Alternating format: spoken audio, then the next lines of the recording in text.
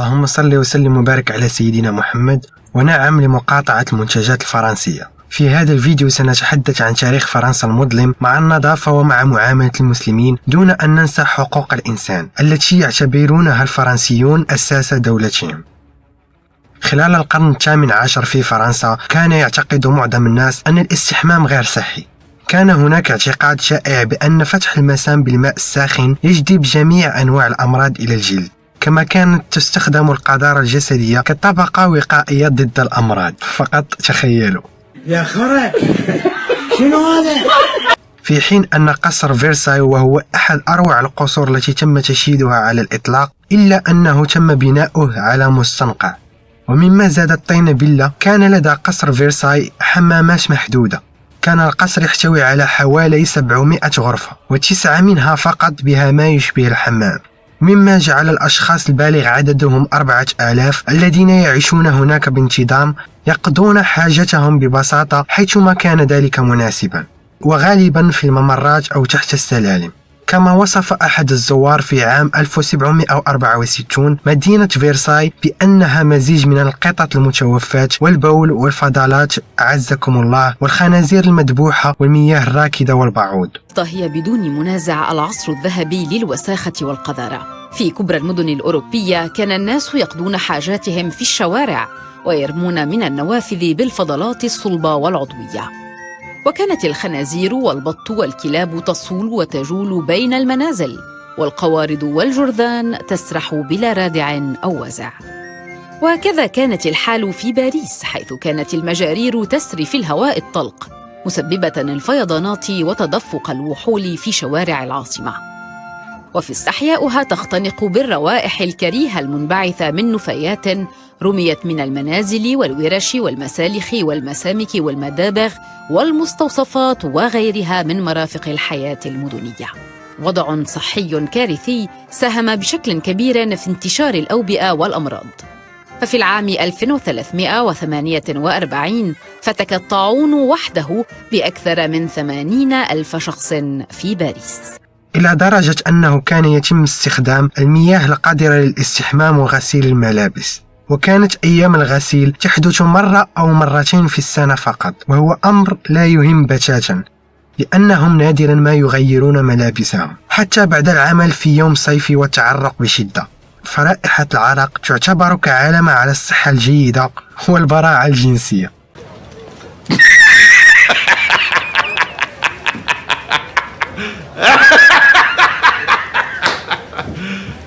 Are you serious?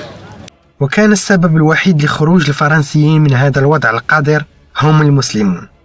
نعم، كما سمعت، المسلمون، وبالضبط الأندلس. ففي وقت كانت فيه الحضارة الإسلامية في قمة عطائها وقوتها، كانت قوافل التجار الفرنسيين تدخل للأندلس وينبهرون بأسلوب حياة الشعب الأندلسي ومدى تشبثهم بالنظافة والاستحمام، الشيء الذي أدى إلى نقل ثقافة النظافة للشعب الفرنسي عن طريق التجار. وإلى يومنا هذا تظهر العديد من الاستطلاعات أن الشعب الفرنسي لا يزال يكره الاستحمام بكثرة. وللتحقق من هذا ستجدون رابط بالوصف لأحد هذه الاستطلاعات. أما بالنسبة لتاريخ فرنسا مع حقوق الإنسان فحدث ولا حرج. يكفي فقط أن نذكر احتلالها ل73 دولة وقتل ما يزيد عن 120 مليون إنسان من سكان هذه الدول. والكارثة العظمى أنه تم إنشاء حديقة عملاقة في وسط العاصمة باريس تم تسميتها حديقة الحيوان البشرية، حيث كان يتم اختطاف الأطفال والنساء وكذلك الرجال من الدول المحتلة وتكبيلهم بالسلاسل وإرغامهم على التعري وأكل لحوم الحيوانات، وكل هذا فقط من أجل التسلية. يستقبل 20,000 زائر في آن. كان كل شيء مبرمجا حتى يكون استعراضا استعماريا عظيما. لكن كواليس هذا الاستعراض الاستعماري لم تكن عظيمة بالنسبة إلى الناس المعروضة فيه.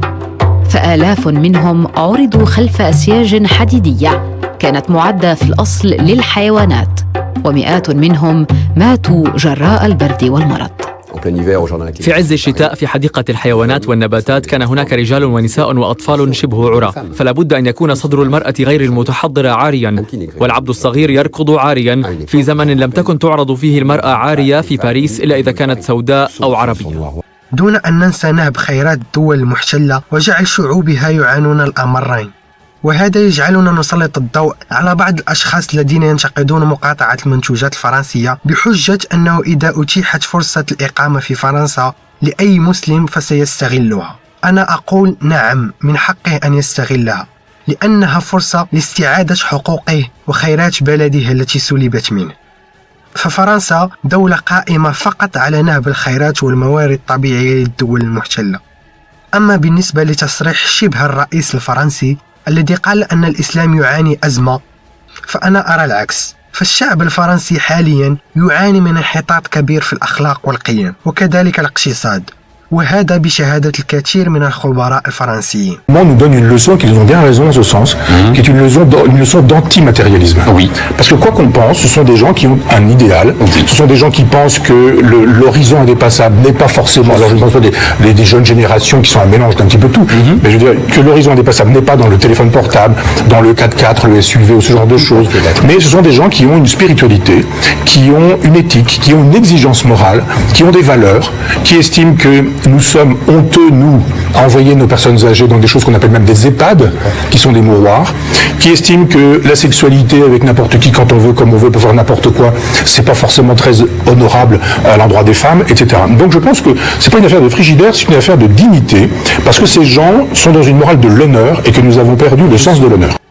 وأخيرا وليس آخرا، يجدر الإشارة إلى أن هناك شركات في الكثير من الدول العربية التي وظيفتها هي التحكم في الرأي العام، والتي تحاول حاليا إفشال حملة المقاطعة. لذا يجب اتخاذ الحيطة والحذر والاستمرار في المقاطعة. والمرجو نشر هذا الفيديو على أوسع نطاق لتنوير الرأي العام. إلا رسول الله.